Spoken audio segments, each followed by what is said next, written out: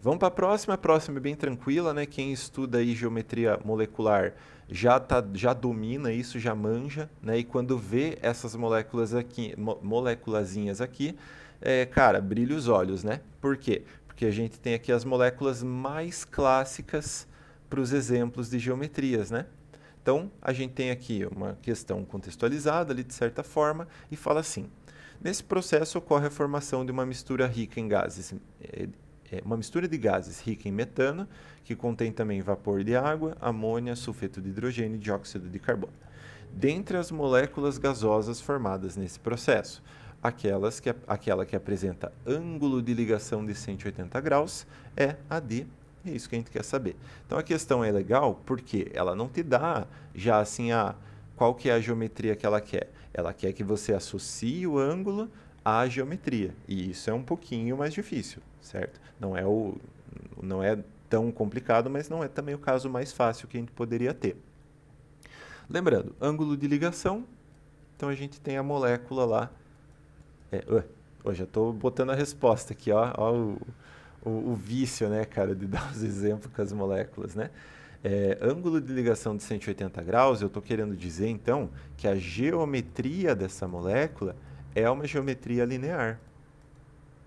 Porque 180 graus é aquele ângulo que fica assim, né?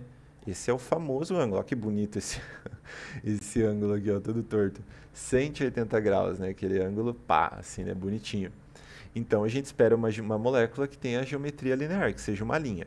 Se a gente observar aqui, ó, o CO2 é um dos exemplos mais clássicos de geometria linear.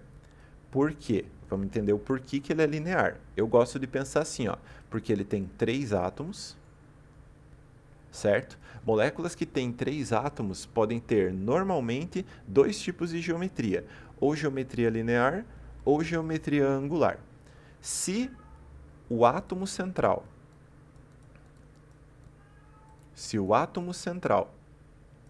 apresenta 0 ou 3 pares de elétrons não ligantes, que ele não utiliza, né, não utilizados, a molécula tem geometria linear.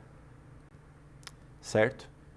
Ou seja, se o átomo central não tem par de elétron livre, ou se ele fica ou se ele fica com 3 pares de elétrons livres, a geometria é linear. Agora, se o átomo central ficar com 1 ou com 2 pares de elétrons livres, aí a geometria é angular. Então, linear ou angular.